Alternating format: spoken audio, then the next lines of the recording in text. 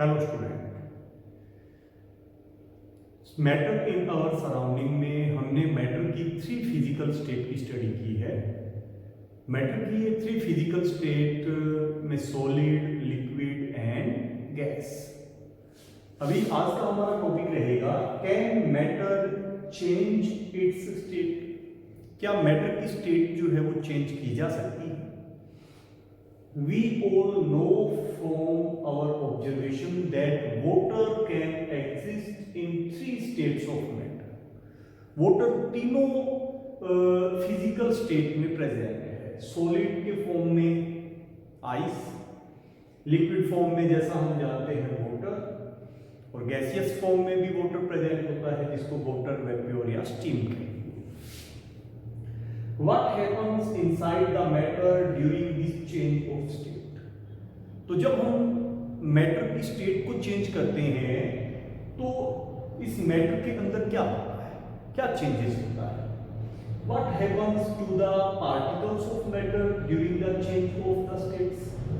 इस मैटर के पार्टिकल्स में क्या होता है?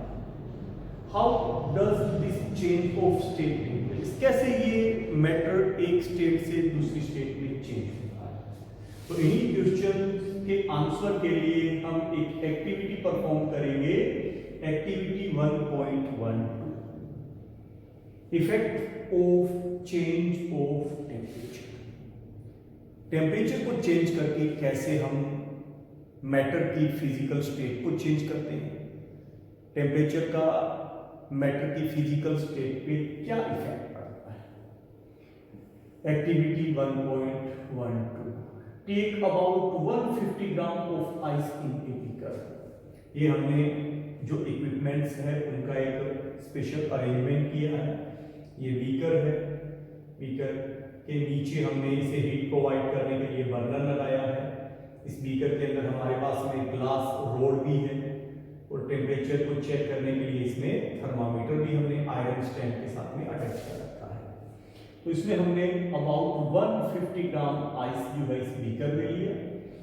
Suspend a laboratory thermometer that it's bulb. तब इसमें जो लेबोरेटरी का थर्मामीटर है उसे हमने सस्पेंड कर दिया। कैसे? इसकी जो नीचे की नोब है, जो बल्ब है, वो किसके कांटेक्ट में रहेगा? आइस के कांटेक्ट में रहेगा। क्लियर है? Start heating the beaker on A low flame. बिल्कुल लो फ्लेम से हम इसे हीट प्रोवाइड करना शुरू करेंगे, हीटिंग स्टार्ट करेंगे। Note the temperature when the ice start melting. और थर्मामीटर में हम टेम्परेचर को नोट करेंगे जब आइस जो है उसकी मेल्टिंग स्टार्ट होगी। Now the temperature when all the ice has converted into water. और जब सारी की सारी आइस की मेल्टिंग से वो वाटर में चेंज हो गई, तब थर्मामीटर में क्या टेम्परेचर है वो भी हम नोट करेंगे। Record your observation for this conversion of solid to liquid state. जब ये सारा सॉलिड लिक्विड में, आइस वाटर में चेंज हुआ है तो सारे ऑब्जर्वेशन का हम रिकॉर्ड रखेंगे। Now put a glass rod in the beaker and heat while stirring till the water start boiling. अब हम इसे हीट कंटिन्यू जो है वो प्रोवाइड करते रहेंगे, साथ में जो ग्लास रोड है उससे स्टीर भी करते रहेंगे। कब तक? जब तक वाटर जो है उसकी बॉइलिंग स्टार्ट नहीं होगी। पहले आइस की मेल्टिंग हुई, वो वाटर में चेंज हुआ और फिर वाटर को हमने और हीट प्रोवाइड की। एक कंडीशन ऐसी आएगी, एक टेम्परेचर ऐसा आएगा कि वाटर की बॉइलिंग स्टार्ट होगी। Keep a careful eye on the thermometer reading till most the water as vaporised. अब जब ये वाटर वेपोराइज्ड हो जाएगा, वाटर स्टीम में चेंज हो जाएगा, तब क्या टेम्परेचर है थर्मामीटर में, उसे भी हमने रिकॉर्ड किया। Record your observation for the conversion of water in the liquid state to gaseous state. और ये भी हमने ऑब्जर्वेशन रिकॉर्ड किया कि जब लिक्विड जो है, वाटर जो है वो किसमें चेंज हुआ? वेपर में, स्टीम में चेंज हुआ। ऑन इंक्रीजिंग द टेम्परेचर, जब हमने टेम्परेचर को इंक्रीज करना स्टार्ट किया, सबसे पहले हमने लिया है सॉलिड आइस। तो जब हमने सॉलिड या आइस के टेम्परेचर को इंक्रीज करना शुरू किया तो सॉलिड के पार्टिकल्स की काइनेटिक एनर्जी इंक्रीज हुई, क्योंकि जब हीट प्रोवाइड करेंगे, हीट को मैटर के पार्टिकल एब्जॉर्ब करेंगे तो उनकी काइनेटिक एनर्जी इंक्रीज होगी। Due to the increase of kinetic energy. अब काइनेटिक एनर्जी के इंक्रीज होने से सॉलिड के मींस आइस के पार्टिकल्स जो है वो ज्यादा फास्ट क्या करने लगेंगे, वाइब्रेशन करने लगेंगे, start vibrating with greater speed. पहले तो जो सॉलिड के पार्टिकल्स हैं वो बिल्कुल हम कह सकते हैं कि एक स्लो स्पीड के अंदर क्या करते हैं, वाइब्रेट करते हैं, लेकिन जब उनको हीट प्रोवाइड की, उन्होंने हीट को एब्जॉर्ब किया, उनकी काइनेटिक एनर्जी इंक्रीज हुई, तो वो ग्रेटर स्पीड से सॉलिड के आइस के पार्टिकल्स क्या करने लगे, वाइब्रेशन करने लगे। The energy supplied by heat overcome the force of attraction between the particle. हमने जो उसे हीट प्रोवाइड की है, हमने आइस पार्टिकल को या आइस को, सॉलिड को जो हीट प्रोवाइड की है, उस हीट ने क्या किया कि सॉलिड के पार्टिकल्स के बीच का जो अट्रैक्शन फोर्स है उसको वीक बना दिया, उनकी काइनेटिक एनर्जी को इंक्रीज कर दिया। The particle leave their fixed position and start moving more freely. और उन्होंने हीट को एब्जॉर्ब किया, उनकी काइनेटिक एनर्जी इंक्रीज हुई, जिससे उन्होंने अपनी फिक्स पोजीशन, सॉलिड में पार्टिकल्स फिक्स पोजीशन पे होते हैं, उन्होंने अपनी फिक्स पोजीशन जो है वो लीव कर दी और स्टार्ट मूविंग मोर फ्रीली, और वो फ्रीली क्या करने लगे, मूव करने लगे। A space is reached when the solid melts and it converted to liquid.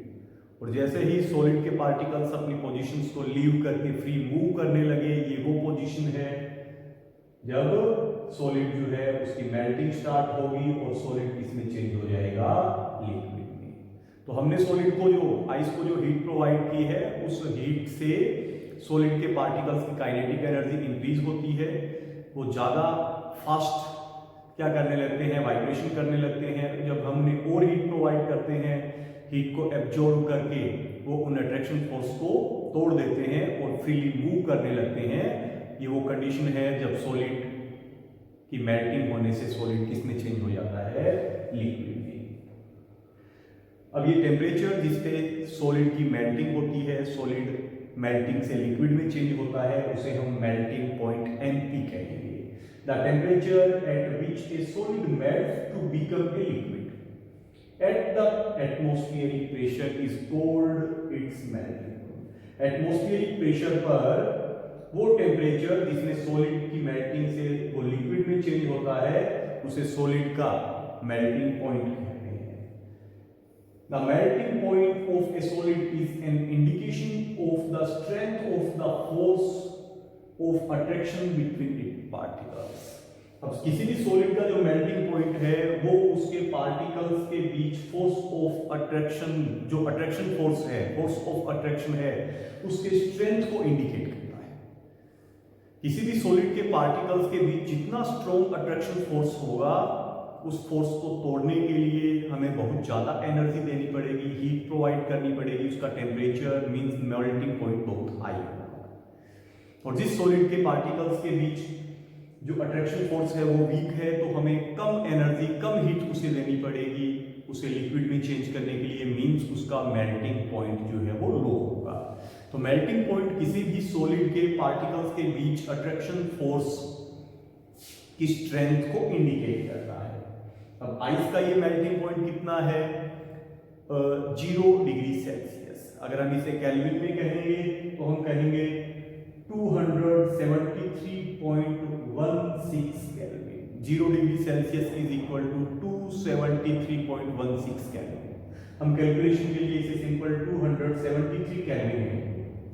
The process of melting, that is change of solid state into liquid state, is also known as fusion। तो solid का liquid में change होना हम इसे melting भी कहेंगे और हम इसे फ्यूजन भी कह सकते हैं। When a solid melt, its temperature remains the same, so where does the heat energy go? जब हम टेम्परेचर को चेक करेंगे तो जब आइस की मेल्टिंग होती है, जब आइस का फ्यूजन होता है, जब आइस वाटर में चेंज होती है, तो थर्मामीटर में टेम्परेचर चेंज नहीं होता, टेम्परेचर सेम रहता है। तो वो हमने जो हीट उसे प्रोवाइड की है, जो हमने उसे एनर्जी प्रोवाइड की है, वो कहां चली है, जब सॉलिड की मेल्टिंग होगी, जब उसका फ्यूजन होगा, जब आइस वाटर में चेंज होगा, तो हम उसे हीट दे रहे हैं लेकिन टेम्परेचर इंक्रीज नहीं हो रहा, थर्मामीटर में टेम्परेचर सेम बना रहता है, तो वो एनर्जी कहां चली गई? You must have observed during the experiment of melting that the temperature of the system does not change after the melting point is reached till all the ice melt. जब तक सारी आइस जो है वो melt नहीं हो जाती तब तक टेम्परेचर इंक्रीज नहीं होता. This happens even though we continue heat to the beaker. हम कंटिन्यू बीकर को जो है वो हीट प्रोवाइड कर रहे हैं, लेकिन उससे टेम्परेचर इंक्रीज नहीं हो रहा. That is, we continue to supply heat. अब ये हीट कहाँ चली गई? This heat gets used up in changing the state by overcoming the force of attraction between the particles. अब ये हीट कहाँ चली गई? तो जब ये सॉलिड की मेल्टिंग हो रही है, जब आइस वाटर में चेंज हो रहा है, तो जो हीट हम उसे दे रहे हैं वो टेम्परेचर को इंक्रीज नहीं करती, वो मैटर की फिजिकल स्टेट को चेंज कर रही है. वो सॉलिड के पार्टिकल उसे एब्जॉर्ब कर रहे हैं और उस पार्टिकल सॉलिड के पार्टिकल उस हीट को एब्जॉर्ब करके अपनी काइनेटिक एनर्जी इंक्रीज करते हैं, अपने बीच के अट्रैक्शन फोर्स को तोड़ देते हैं और वो किस में चेंज हो जाते हैं? लिक्विड में. तो टेम्परेचर इंक्रीज करने में वो एनर्जी यूज नहीं होती, वो एनर्जी यूज होती है मैटर की स्टेट चेंज करने में, आइस को वाटर में चेंज करने में, सॉलिड के पार्टिकल्स की काइनेटिक एनर्जी इंक्रीज करके उसे लिक्विड में चेंज करने के लिए वो एनर्जी यूज होती है. As this heat energy is absorbed by ice without showing any rise in temperature. अब ये वाली उस आइस के पार्टिकल ने एब्जॉर्ब की है, वो लिक्विड में चेंज हुए हैं, लेकिन टेम्परेचर उन्होंने इंक्रीज नहीं किया. It is considered that it gets hidden into the contents of beaker and it is known as latent heat. तो इस हीट को हम latent heat कहते हैं. latent का मीन्स होता है hidden, क्योंकि ये जो एनर्जी है ड्यूरिंग स्टेट चेंज, जब सॉलिड जो है वो लिक्विड में चेंज हो रहा है, आइस जब वाटर में चेंज हो रहा है, जब मैटर की स्टेट चेंज हो रही है, तो हम जो उसे हीट प्रोवाइड कर रहे हैं वो हीट लेटेंट हीट क्यों है, हिडन हीट क्यों है? क्योंकि वो हीट टेम्परेचर को इंक्रीज नहीं करती. वैसे तो हम मैटर को जब हीट प्रोवाइड करेंगे तो वो उसके टेम्परेचर को इंक्रीज करेगी, तो वो हीट हमें टेम्परेचर के फॉर्म में दिखेगी, टेम्परेचर को इंक्रीज करेगी. ये हिडन और लेटेंट हीट क्यों है? क्योंकि ये वाली हीट जो है वो टेम्परेचर को इंक्रीज नहीं कर रही. थर्मामीटर में टेम्परेचर सेम बना हुआ है, हम कंटिन्यू से हीट प्रोवाइड कर रहे हैं, तो ये वाली हीट लेटेंट हीट है जो मैटर की स्टेट को चेंज कर रही है, जो सॉलिड को लिक्विड में चेंज कर रही है. हिडन है मींस टेम्परेचर को इंक्रीज नहीं कर रही है, इसे हम लेटेंट हीट कहते हैं. What is latent heat? The amount of heat energy that is required to change 1 kilogram of a solid into liquid at atmospheric pressure at its melting point is known as latent heat of fusion. क्या है latent heat? अब latent heat को fusion बोलते हैं melting, तो हम इसे latent heat of fusion या latent heat of melting भी कह सकते हैं. मीन्स एटमॉस्फेरिक प्रेशर पर 1 किलोग्राम 1 kg सॉलिड को इसके मेल्टिंग पॉइंट पे लिक्विड में चेंज करने के लिए जितनी हीट एनर्जी की अमाउंट की हमें रिक्वायरमेंट होती है उसे हम लेटेंट हीट ऑफ फ्यूजन कहते हैं. So particles in water at 0 degree Celsius, 0 degree Celsius is equal to 273 Kelvin have more energy as compared to particles in ice at the same. तो हम ऐसा कहेंगे कि 0 डिग्री सेल्सियस पे पहले सारी की सारी आइस जो है वो वाटर में चेंज होगी. 0 डिग्री सेल्सियस की वाटर आइस पहले 0 डिग्री सेल्सियस के वाटर में चेंज होगा. फिर अगर हम इसे हीट प्रोवाइड करेंगे तो फिर इस वाटर का टेम्परेचर 0 से इंक्रीज होगा 1 2 3 10 20 30 ऐसे. मींस 0 डिग्री सेल्सियस की हमारे पास में आइस भी है और 0 डिग्री सेल्सियस की हमारे पास में वाटर भी है. तो इसमें क्या होगा? Particles in water at 0 degree Celsius have more energy. 0 degree Celsius temperature का जो वाटर है उसके पार्टिकल की एनर्जी 0 डिग्री सेल्सियस आइस के पार्टिकल की एनर्जी से ज्यादा है. अब क्या करें? आगे और टेम्परेचर को इंक्रीज करें. When we supply heat energy to water, अब हीट को हम हीट एनर्जी और प्रोवाइड कर रहे हैं वाटर को, उससे क्या होगा? वाटर के पार्टिकल इस एनर्जी को एब्जॉर्ब करेंगे. एब्जॉर्ब करेंगे तो उनकी काइनेटिक एनर्जी इंक्रीज होगी, काइनेटिक एनर्जी इंक्रीज होगी तो वाटर पार्टिकल्स के बीच जो अट्रैक्शन फोर्स है वो टूट जाएंगे और वाटर पार्टिकल्स एक दूसरे से सेपरेट हो जाएंगे। मींस अब ये वाटर जो है वो अपनी गैसियस कंडीशन में, लिक्विड अपनी गैसियस कंडीशन में वाटर वेप्योर में चेंज होता है। तो जो हमने हीट प्रोवाइड की है उससे क्या हुआ, वाटर के पार्टिकल ने उस हीट को, हीट एनर्जी को एब्जॉर्ब किया, काइनेटिक एनर्जी इंक्रीज हुई, उन्होंने आपस में पार्टिकल्स के बीच के फोर्स जो है उस बॉन्ड को तोड़ दिया और पार्टिकल्स एक दूसरे से सेपरेट होकर बिल्कुल फ्रीली मूव करने लगते हैं। मींस अब ये वाटर चेंज हो गया, किसमें, वाटर चेंज हो गया अपनी गैसियस स्टेट वाटर वेप्योर में। जिस टेम्परेचर पे ये प्रोसेस होगा उसे हम कहेंगे बॉइलिंग पॉइंट बीपी। अब कितना है वाटर के लिए ये बॉइलिंग पॉइंट, वाटर के लिए बॉइलिंग पॉइंट होगा 100 डिग्री सेल्सियस या हम कह सकते हैं 373 केल्विन। तो फिर यहां पे हम लेटेंट हीट को देखेंगे कि जब हमने इसे हीट प्रोवाइड की, वाटर का टेम्परेचर इंक्रीज होता जाएगा। जब 100 डिग्री सेल्सियस टेम्परेचर पहुंचेगा तो फिर पहले सारी की सारी जो वाटर है 100 डिग्री सेल्सियस पे सारी का सारा वाटर वेप्योर में चेंज होगा, टेम्परेचर सेम बना रहेगा 100 डिग्री सेल्सियस। हम इसे कंटिन्यूअस हीट प्रोवाइड कर रहे हैं लेकिन temperature 100 degree, thermometer temperature 100 degree Celsius ही इंडिकेट कर रहा है जब सारी की सारी वाटर चेंज हो जाती है वेप्योर में। तो अब हमारी ये जो हीट हमने प्रोवाइड की है वो कहाँ चली गई, हमारा आंसर वही होगा, ये वाली हीट लेटेंट हीट है। Latent heat means hidden heat है। ये वाली हीट उस वाटर के टेम्परेचर को इंक्रीज नहीं करेगी, उसकी बॉइलिंग पॉइंट पे वाटर का, लिक्विड का वेप्योर में चेंज होना, हम उसे बॉइलिंग कहेंगे।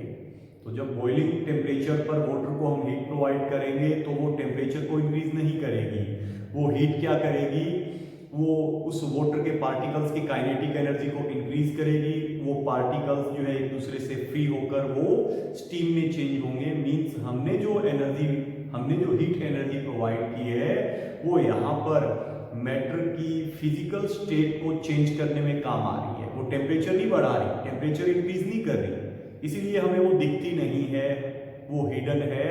वो यहाँ पर वाटर को वाटर वेप्योर में, लिक्विड को किस में चेंज कर रही है, लिक्विड को वाटर वेप्योर में चेंज कर रही है। इसे हम बॉइलिंग या वेपोराइजेशन कहेंगे। तो ये वाली जो लेटेंट हीट होगी उसे हम कहेंगे लेटेंट हीट ऑफ वेपोराइजेशन। वो वाली एटमॉस्फेरिक प्रेशर पर 1 किलोग्राम वाटर को वाटर वेप्योर में चेंज करने के लिए जो हीट एनर्जी की अमाउंट की हमें रिक्वायरमेंट होगी उसे हम लेटेंट हीट ऑफ वेपोराइजेशन कहेंगे।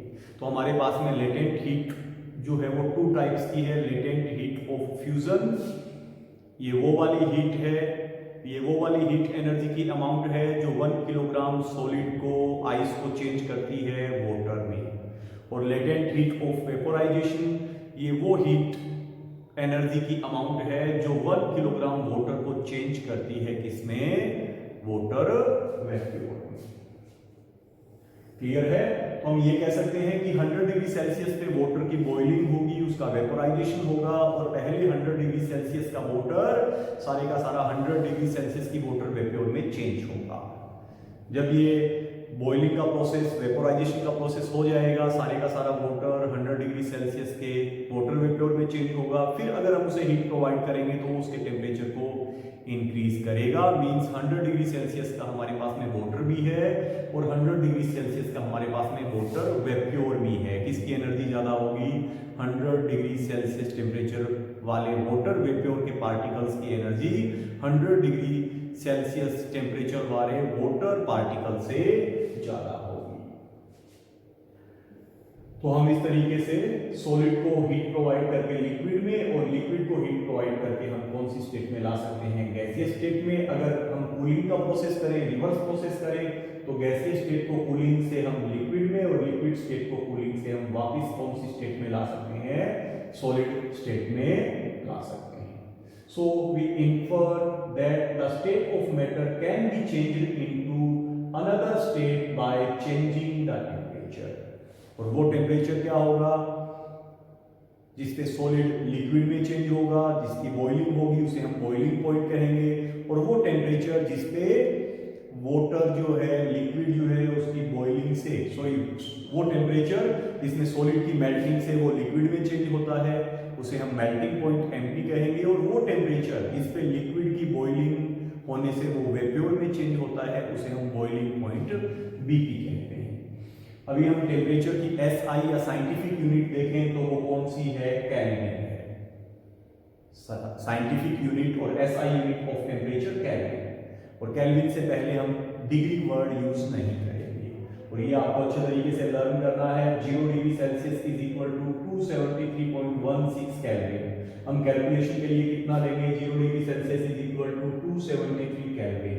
मींस अगर आपको टेम्परेचर दे रखा है डिग्री सेल्सियस में और आप उसे केल्विन में चेंज करना चाहते हैं तो उसमें 273 ऐड कर दें। और अगर आपको केल्विन में टेम्परेचर दे रखा है और आपको उसे डिग्री सेल्सियस या सेंटीग्रेड में चेंज करना है तो आप उसमें 273 क्या कर दें? माइनस कर दें। इस तरीके के कुछ क्वेश्चंस जो है वो हमारी बुक के अंदर दिए हैं। तो हमने यहां पर चेंज किया है टेम्परेचर की हेल्प से मैटर की एक फिजिकल स्टेट को दूसरी फिजिकल स्टेट में।